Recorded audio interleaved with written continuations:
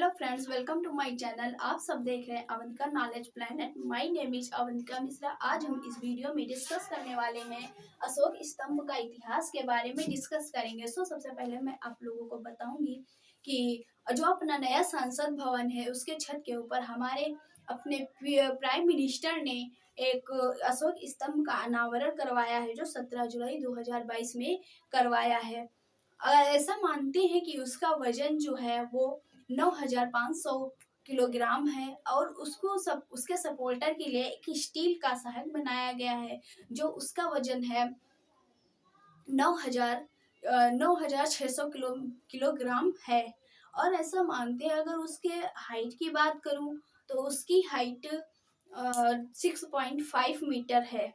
6.5 metre है। इसको कई चरणों में बनाया गया है। अब हम इसके बाद बात करते हैं अशोक स्तंभ के इतिहास के बारे में।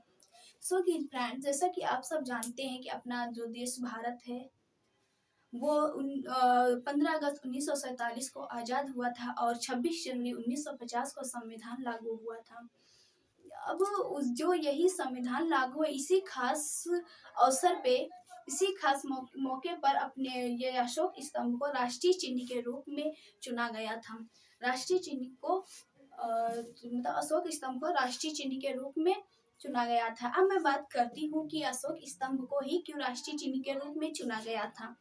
तो अब मैं थोड़ा पीछे चलती हूँ, यानी कि 273 ईसा पूर्व में भारत में मौर्य वंश के तीसरे राजा यानी अशोक सम्राट का जब शासन काल था तब की बात करती हूँ। तो अशोक सम्राट के शासन के दौर पे ऐसा माना जाता है कि जो अपने ये अशोक सम्राट थे, एक क्रूर और निर्दयी राजा थे, ऐसा माना जाता है। लेकिन जब ये कलिंग का युद्ध हुआ तब इनकी अशोक सम्राट की जिंदगी बिल्कुल बदल जैसी गई थी। वो क्यों? क्योंकि जब युद्ध समाप्त हुआ, इसके बाद में जब इन्होंने नरसंहार को देखने के बाद में इनको बहुत बड़ा धक्का लगा। इनकी पूरी जिंदगी बदल जैसी गई थी। फिर इन्होंने राजपाट को त्याग करके बौद्ध धर्म को अपना लिया। उसके बाद में इन्होंने राजपाट त्याग दिया और बौद्ध धर्म को अपना लिया। अब यही से अपने अशोक स्तंभ यही से जन्म लेता है। जब इन्होंने बौद्ध धर्म को अपना लिया, फिर इन्होंने ये बौद्ध धर्म के प्रचार के लिए जुट गए और पूरे देश भर में इसी प्रतीक के रूप में इन्होंने गर्जना करते हुए शेरों का स्तंभ का निर्माण करवाया। अब मैं बात करती हूँ कि इसमें शेरों को क्यों बनवाया गया। ऐसा माना जाता है कि जो बुद्ध भगवान को सिंह का पर्यायी माना जाता है। दरअसल जो बुद्ध भगवान है उनके शव के नाम से यानी सा से सिंह यानी नरसिंह के नाम से भी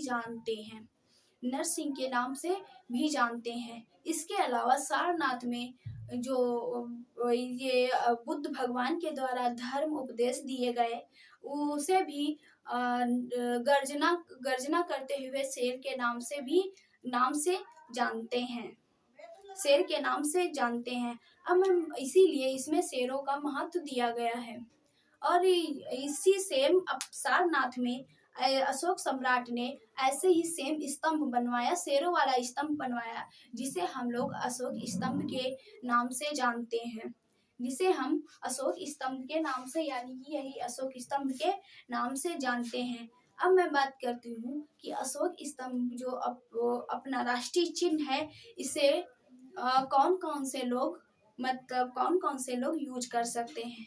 तो जो अपने राष्ट्रीय चिन्ह है, इसे अपने यहाँ के जो वो सारे लोग यूज कर सकते हैं जो संवैधानिक पद पे हैं। जैसे कि प्रधानमंत्री,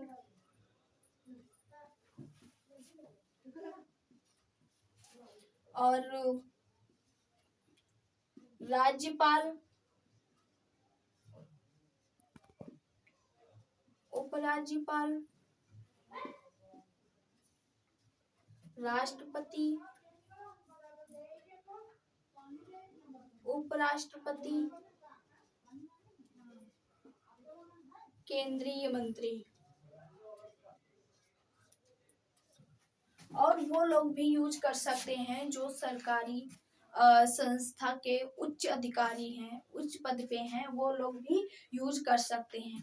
लेकिन रिटायर होने के बाद बिना अधिकार के राष्ट्रीय चिन्ह को नहीं यूज कर सकते हैं। अगर कोई आम नागरिक यूज करता है तो उसको 2 साल की कैद और 5,000 रुपए जुर्माना भी देने पड़ सकते हैं। सो ऐसे ही न्यू इन्फॉर्मेशन पाने के लिए अपने YouTube channel Avantika knowledge planet को लाइक करें, शेयर करें, सब्सक्राइब करें।